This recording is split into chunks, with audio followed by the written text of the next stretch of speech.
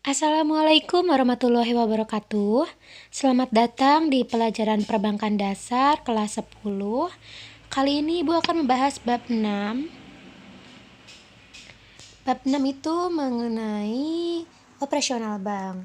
Nah, sebelumnya di sini bisa dibaca dulu bahwa pengertian bank umum menurut Undang-Undang Nomor 10 Tahun 1998 adalah bank yang melaksanakan kegiatan usaha secara konvensional atau berdasarkan prinsip syariah yang dalam kegiatannya memberikan jasa dalam lalu lintas pembayaran. Bank umum adalah suatu lembaga keuangan yang bertugas menghimpun dana dari masyarakat dalam bentuk simpanan dan menyalurkannya kembali kepada masyarakat dalam bentuk kredit, di mana bank umum berfungsi sebagai agen of trust, agen of equity, dan agen of development. Jadi seperti yang kita ketahui bahwa bank itu fungsi utamanya yaitu menghimpun dana dan menyalurkan dana. Menghimpun dana dalam bentuk tabungan dan menyalurkannya dalam bentuk kredit. Nah, ini kegiatan bank umum dalam menghimpun dana ada 3, yaitu yang pertama simpanan giro, yang kedua simpanan tabungan, dan yang ketiga simpanan deposito. Nah, di sini kita bahas yang simpanan giro terlebih dahulu. Simpanan giro merupakan simpanan pada bank yang penarikannya dapat dilakukan dengan menggunakan cek atau bilet giro. Biasanya ini merupakan penarikan yang dalam jumlah besar, maka menggunakan cek atau bilet giro. Kemudian yang kedua ada simpanan tabungan. Ini yang biasa kita kenal di bank, yaitu simpanan tabungan. Ini adalah penarikan yang syaratnya itu ditetapkan oleh bank. Penarikan tabungannya dilakukan menggunakan buku tabungan, slip penarikan, kwitansi atau kartu anjungan tunai mandiri, atau yang biasa kita kenal sebagai ATM. Nah, kalian pasti sudah nggak asing dong dengan kata ATM. Kalian sering melihat ATM. Nah, itu fungsinya adalah salah satunya adalah untuk menarik tabungan. Yang ketiga adalah simpanan deposito. Nah, kita bisa baca di sini. Simpanan deposito itu adalah simpanan yang memiliki jangka waktu tertentu gitu. Beda dengan tabungan. Kalau deposito misalkan kita nabung 1 juta dalam waktu 3 bulan. Nah, berarti 3 bulan kemudian baru bisa diambil sesuai dengan jangka waktunya gitu. Jadi tidak bisa diambil kapan saja. Tapi memang sudah ditetapkan waktunya. Nah, yang kedua di sini ada kegiatan bank umum dalam menyalurkan dana. Yang pertama ada kredit investasi. Ini adalah kredit yang diberikan bank untuk investasi pengusaha. Investasi itu menanamkan modal di suatu perusahaan. Kemudian yang kedua ada kredit modal kerja. Sesuai dengan namanya, ini kredit yang diberikan bank untuk modal kerja gitu ya. Untuk orang yang mau bikin usaha tapi nggak punya modal, dia bisa mengajukan modal kerja. Yang ketiga ada kredit perdagangan. Ini adalah kredit yang diberikan kepada para pedagang untuk membeli barang dagang yang nanti kemudian dijual kembali. Yang keempat ada kredit produktif. Nah, maksudnya kredit produktif adalah kredit yang diberikan untuk pedagang semakin produktif melakukan kegiatan dagangnya. Yang kelima ada kredit konsumtif. Ini adalah kredit yang diberikan untuk kegiatan konsumtif, sandang, pangan, papan gitu ya. Dan yang terakhir ada kredit profesi, kredit yang diberikan kepada para profesional seperti misalkan guru atau dokter. Nah, seperti itu. Nah, itu ada 6 jenis kegiatan bank umum dalam menyalurkan dananya, atau yang biasa kita sebut dengan kredit, atau bahasa simpelnya yaitu meminjamkan dananya gitu ya, meminjamkan dananya kepada masyarakat gitu dalam bentuk kredit atau utang. Nah, seperti itu. Ini adalah pembahasan untuk kegiatan bank umum yang kedua ya, yaitu menyalurkan dana. Kita lanjut ke kegiatan bank umum yang ketiga adalah memberikan jasa-jasa bank lainnya.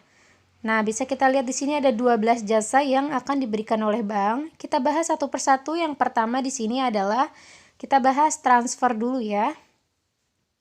Nah, kita bisa baca di sini, transfer itu adalah jasa pengiriman uang lewat bank. Pengiriman uang dapat dilakukan pada bank yang sama atau bank yang berlainan. Pengiriman uang juga dapat dilakukan dengan tujuan dalam kota, luar kota, atau luar negeri. Khusus untuk pengiriman uang luar negeri harus melalui bank devisa. Kepada nasabah pengirim dikenakan biaya kirim. Nah, kalian pasti sudah tidak asing dengan kata transfer. Kalau misalkan kita punya ATM, kita memiliki akun di bank itu, rekening, kita pasti gampang untuk melakukan transaksi transfer.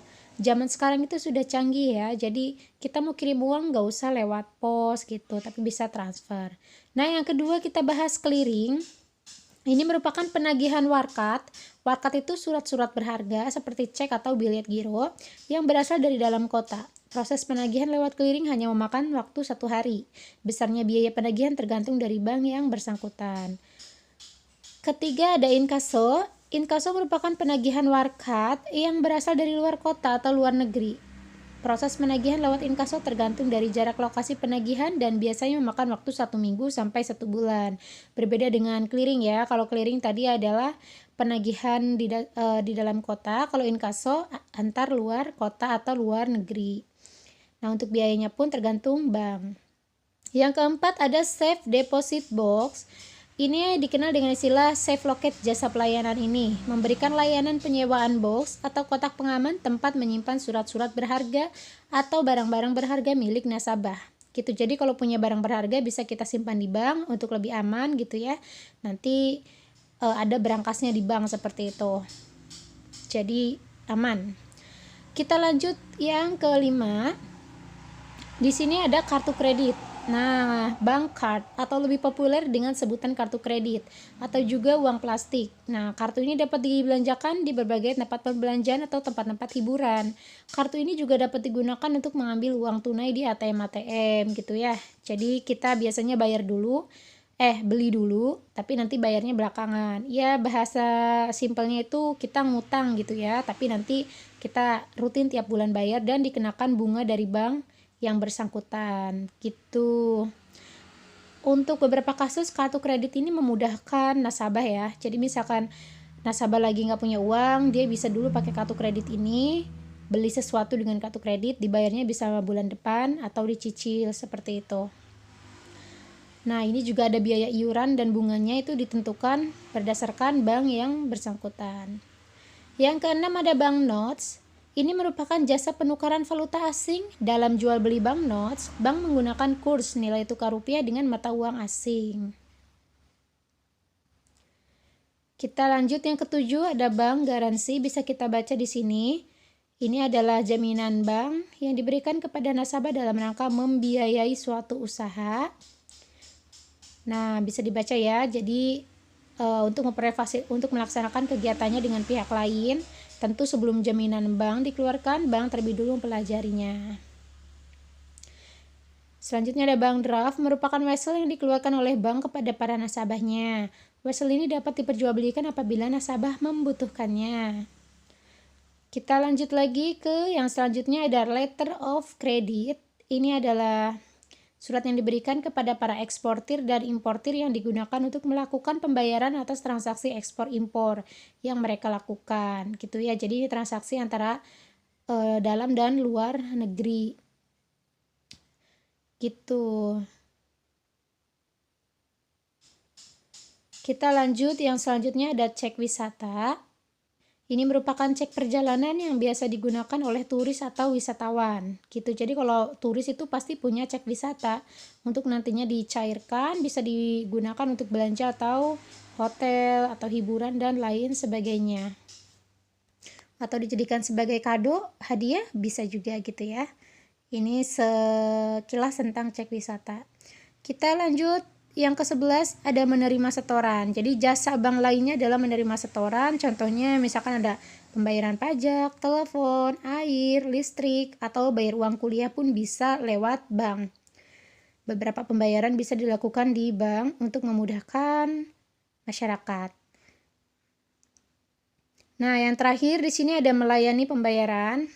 Nah, bank juga melayani ya pembayaran, misalkan membayar gaji, membayar dividen, membayar kupon, atau membayar bonus. Dividen itu pembagian pembagian keuntungan gitu ya dalam perusahaan. Oke, sekian dulu materi bab 6 dari Ibu. Videonya ini kurang lebih 10 menit mungkin ya. Jadi Ibu memang dipercepat juga videonya. Kalau misalkan penjelasannya terlalu cepat, kalian bisa atur kecepatannya di videonya. Atau kalau misalkan videonya kurang jelas, tulisannya kurang jelas, kalian juga bisa atur resolusi videonya itu pakai yang paling besar gitu ya. Caranya itu nanti di video YouTube itu kan ada titik 3 di sebelah kanan atas, kalian klik aja di situ, kalian bisa atur untuk kecepatan dan untuk resolusi videonya. Barangkali ada beberapa hal yang ingin kalian tanyakan. Ibu sangat senang jika ada yang bertanya di kolom komentar ini. Silakan kalau misalkan ada yang belum paham, kalian bisa tanyakan langsung ke ibu. Ibu nanti jawab. Kalau misalkan ibu melihat komentar kalian, pasti nanti ibu bakal jawab gitu. Semoga kalian paham ya untuk bab 6 ini. Kita bertemu lagi di bab 7 selanjutnya. Sekian dan terima kasih. Wassalamualaikum warahmatullahi wabarakatuh.